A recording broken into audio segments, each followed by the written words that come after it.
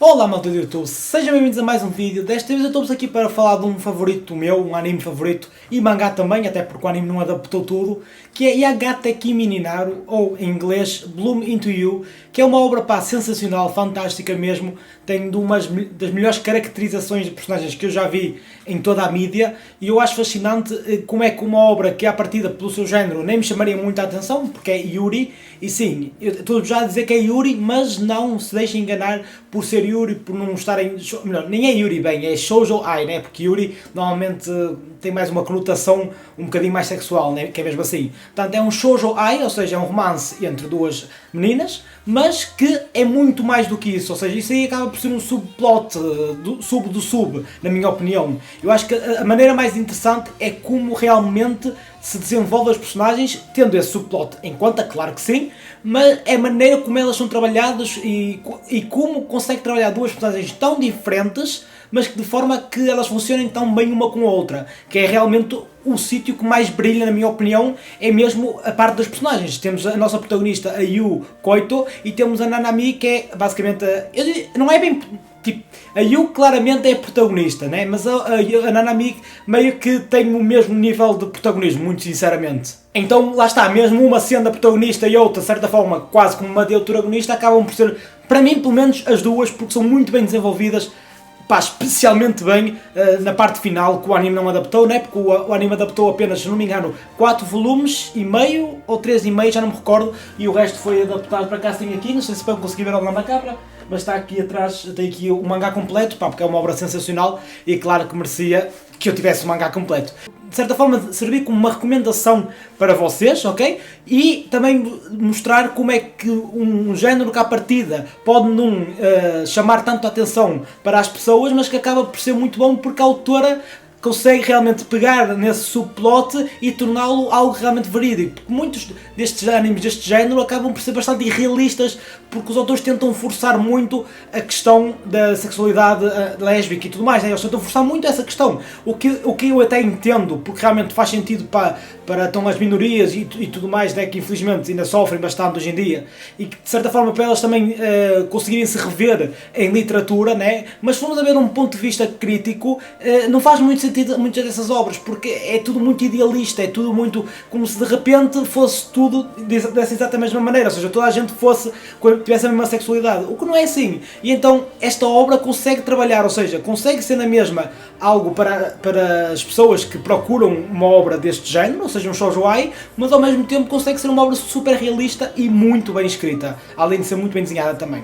O anime, portanto, eu já falei aqui muito, mas o anime é muito simples. Temos então a nossa protagonista, a Yu, que basicamente ela tem uma ideia do amor muito irrealista, vamos por assim, porque ela não sabe o que é mesmo amar, ela nunca amou verdadeiramente, e então tudo que ela tem ideia é dos shoujos e dos animes que ela vê, no fundo, né? Portanto, é mesmo, eu sei que é um anime dentro de um anime, é um animeception, mas é isso que ela tem, e então, para nós, ela nos é apresentada como uma pessoa que nunca conseguiu realmente se apaixonar. E pronto, e acaba por ser então este, pelo menos, a parte inicial, o propósito da obra. Enquanto do outro lado temos a Toko, que é a Nanami, né, que eu falei, a Toko Nanami, que é presidente do conselho estudantil, é alguém que é bastante famosa e que recebe muitas das vezes vários pedidos de namoro, tanto de homens como de mulheres, ela recebe bastante, só que...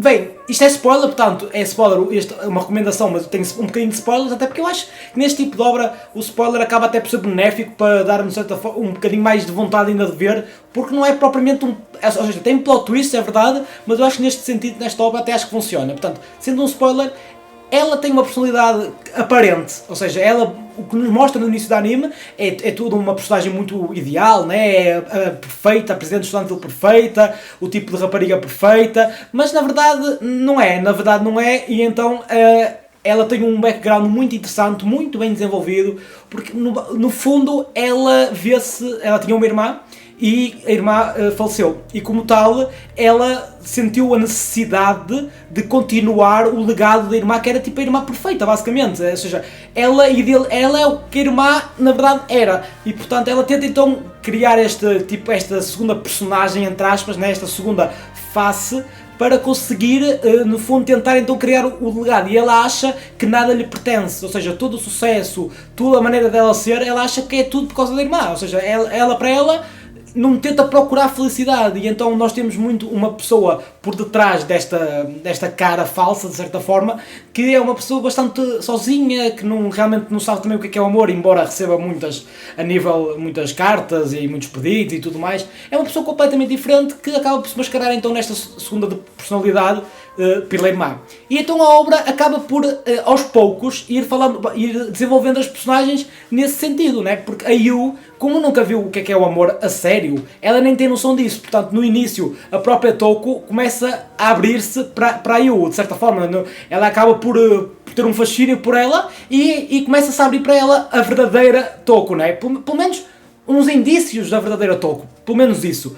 É porque a Yu ainda não sabia do passado, claro, na parte inicial. Só que a Yu, mesmo após ver a Toko a tentar avançar nela e tudo mais, a Yu continua a não sentir propriamente... ou melhor, ela recusa-se a sentir. Provavelmente o seu subconsciente é que não permite que ela tenha consciência disso. Ou seja, ela até pode estar a começar a gostar da Toko, porque realmente está, só que o seu subconsciente não deixa fazer com que a parte consciente acabe por então sentir isso. E então nós temos a boa parte da obra, principalmente da parte do anime, né? Porque o mangá adapta a parte mais interessante, na minha opinião, da obra. Portanto, o anime já é incrível, mas o mangá ainda adapta melhor.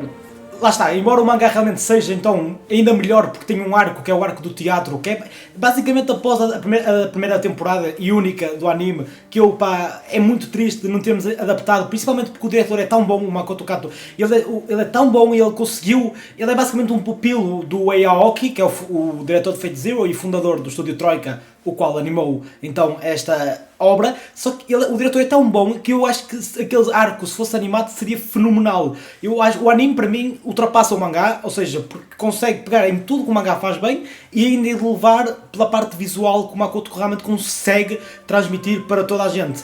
E então, esse arco que foi no mangá incrível a nível de teatro, ele é um teatro, é basicamente uma peça de teatro da escola, que ficou sensacional.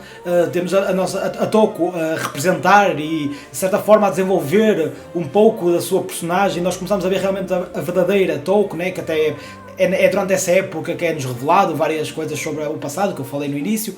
Portanto, ficaria sensacional se estivesse no anime, mas o anime também tem as suas cenas fantásticas, e tem uma que eu lembro perfeitamente, que é o ponto de virada, de certa forma, da personagem da Yu, que é aquela parte onde elas estão a correr lá dentro do festival escolar que tem, né, o típico festival escolar, onde a Yu realmente apercebe-se dos seus sentimentos, e a cena é muito bonita, com uma soundtrack fantástica por detrás, e é sem dúvida um momento mais alto, pelo menos na minha opinião, no anime, a nível tanto de produção como a nível também de história, né? Depois, claro, como eu digo, se tivesse uma segunda temporada, seria ainda maior, seria ainda mais elevado, mas pelo menos até ali, pá, foi sensacional. E lá está, a obra é sobre caracterização humana, na minha opinião, é sobre o desenvolvimento de uma relação, ou seja, é sobre o relacionamento de pessoas. Isso é o que torna a obra muito incrível, porque a obra não se tenta prender em enredos forçados para continuar a narrativa. Não, muito pelo contrário. Isto é que é a verdadeira definição de uma história character driven, ou seja, uma história onde o seu plot é as personagens, ou seja,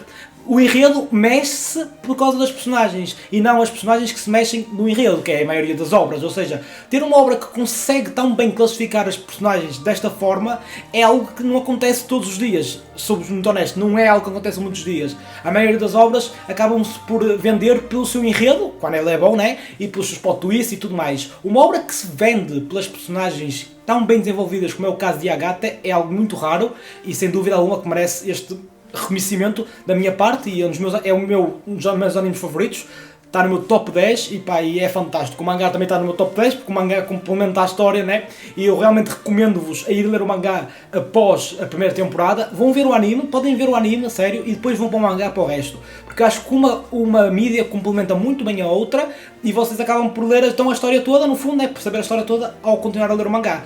São 8 volumes apenas, portanto é uma história curtinha, mas é uma história curta que aborda os tópicos necessários, com o tempo necessário de desenvolvimento, sem parecer rushado ou então algo mais que o que deveria. Portanto, tem o tempo perfeito, é mesmo 8 volumes, era para ser assim e é fantástico. Ok? Vocês realmente vão ver duas personagens fantásticas, vocês vão simpatizar com as duas, a minha favorita é a Toko, por acaso, mas a Yu é incrível também, e portanto, até mesmo a melhor amiga da Toko, que tem alguns sentimentos por ela, acaba por ter um subplot bem desenvolvido, até na minha opinião. Inclusive ela tem uma light novel de 3 volumes que foca nela mesmo, na Saeki, portanto, quem quiser um extra tem esta light novel, mas focando só no anime, acaba por ser bastante bem desenvolvido e pá, e visualmente tem uns paralelos muito interessantes cinematográficos. O diretor, além de usar POV, né, ou seja, a primeira pessoa, a câmera muitas das vezes, que é realmente uma quirk dele, pá, tudo o que é cinematografia, o anime consegue passar muito bem, que cenas que normalmente focam um pouco de certa forma na parte pessoal, interpessoal da pessoa, ou seja,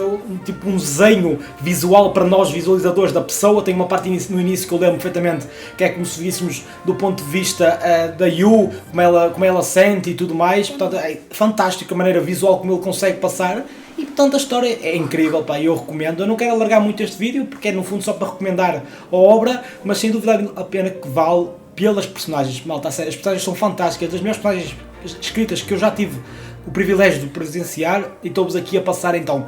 É shoujoai, é romance lésbico, mas isso não interessa, acreditem quando eu falo que é realmente uma obra incrível, fantástica e vale muito vocês verem o anime e depois acabarem no mangá, porque não vão ver personagens tão bem escritas, muito sinceramente, em muitas mais obras do que esta. Portanto, vão lá ver, deem uma olhada.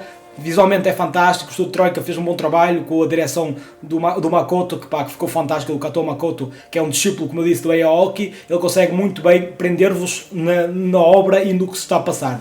Portanto é isso, vejam, o meu nome é Kaiser, fiquem bem, tchau tchau.